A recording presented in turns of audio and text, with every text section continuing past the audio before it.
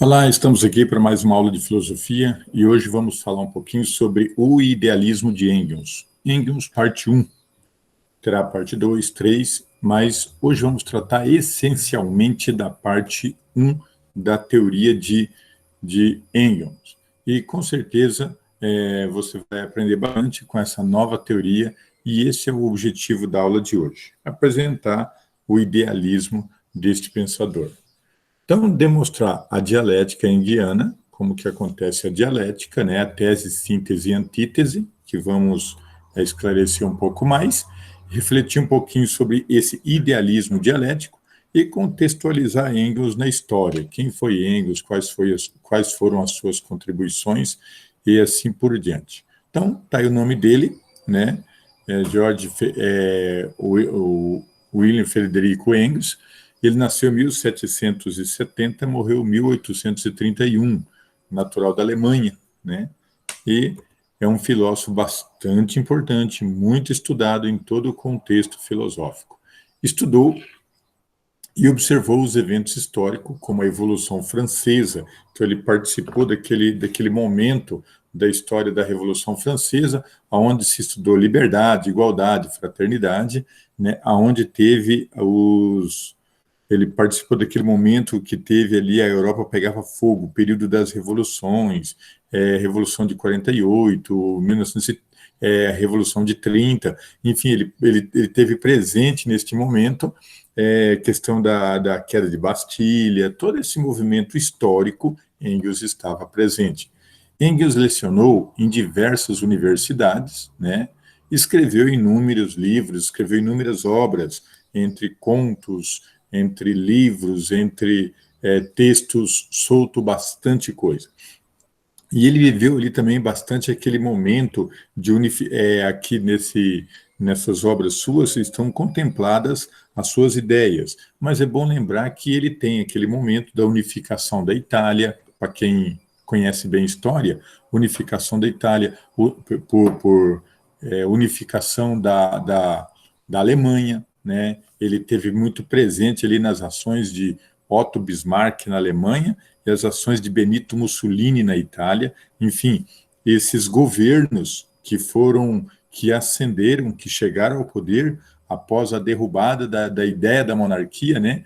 Que daí se nasce ali o momento em que a burguesia vai para o poder e essa burguesia não corresponde à expectativa popular, e aí a gente tem todas as revoltas. Engels vai participar ali meio que já no início das ideias socialistas. Quando ele morre, as ideias socialistas estão próximos a surgir. Então isso é muito interessante a gente observar também. Bom, qual evento histórico foi presenciado por Engels? Com certeza, a Revolução Francesa. Liberdade, igualdade e fraternidade eram os princípios que havia muito presente neste momento na Revolução Francesa. Ok? Vamos então em frente. O idealismo dialético é a influência do movimento romantismo, né, que é esse movimento de ideias românticas, a criação dessa ideia transcendente, ou seja, desse momento ideológico que a gente chama de romantismo. E tem também o surgimento do idealismo filosófico, quando a disciplina de filosofia passa a ser um complexo de ideal, né? E Engels, a dialética de Engels, ele vai fazer muita crítica, né? No idealismo dele dialético, ele vai fazer muita crítica à transcendental de Kant. Então, a gente tem uma crítica aí à questão transcendental de Kant. Então, Kant, ele trabalha muito a questão transcendental. Engels vai fazer uma crítica a esse processo, né? Kant trabalha a questão bastante lá em cima, Deus, tal. Engels é mais na prática. O novo sentido do conceito de importante do pensamento ocidental. Ele vai trabalhar esse pensamento ocidental bastante na prática, com bastante ênfase. Dentro do idealismo dialético dele, ele vai trabalhar a questão da interpretação. Como que isso ocorre? o conceito de avaliar as relações dos contrários. Então, como é que fica as reações dos contrários aí, né? Em todos os sentidos, no sentido político, no sentido ideológico, no sentido social e assim por diante. Vamos a um quiz do dia de hoje. Qual foi a filosofia crítica de Engels?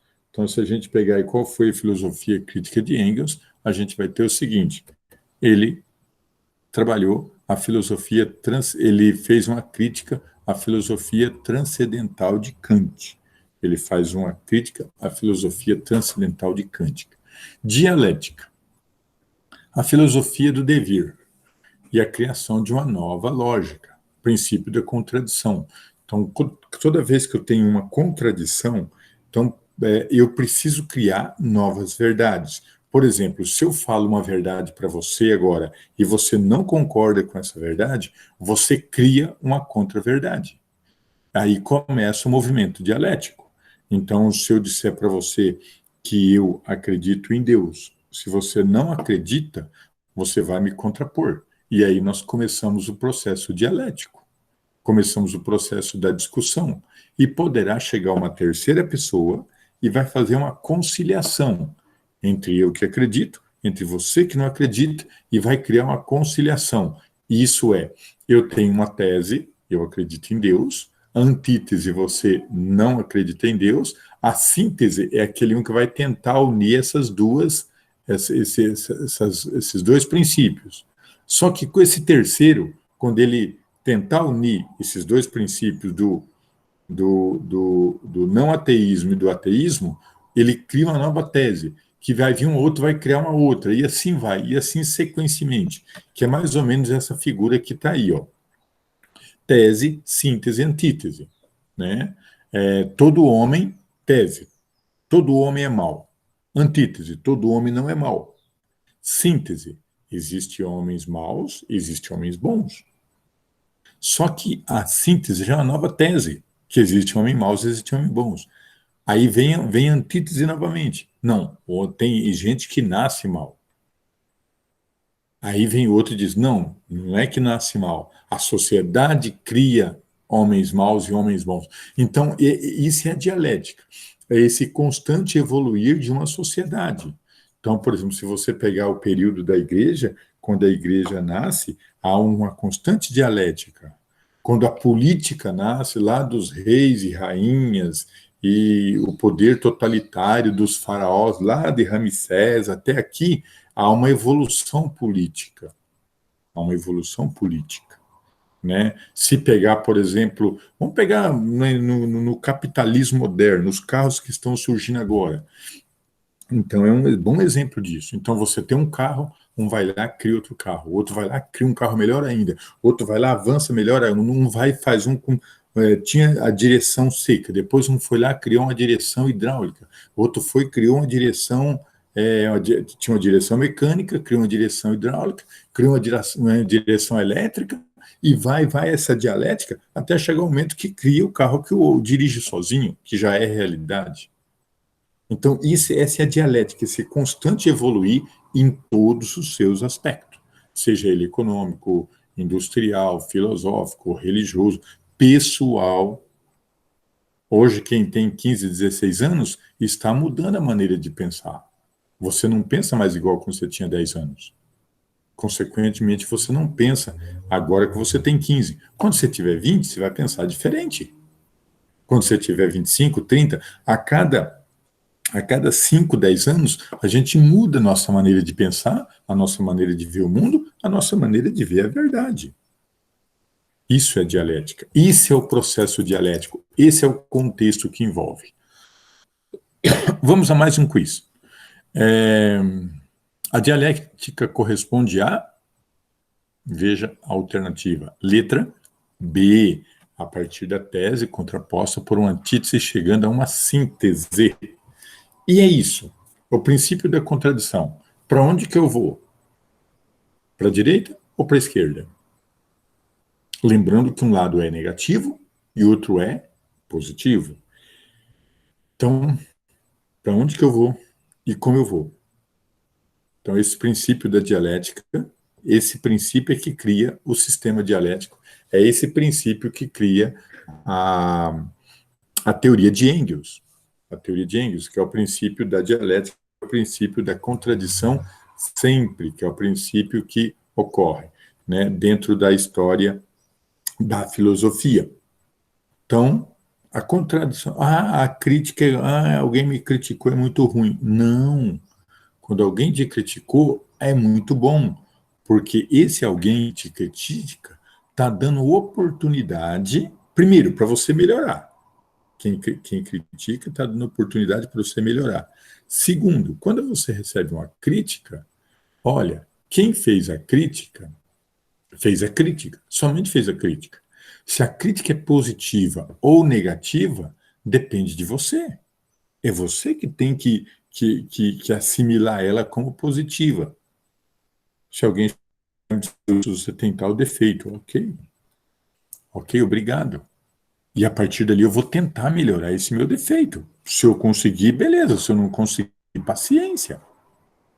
Então, essa questão a gente precisa resolver.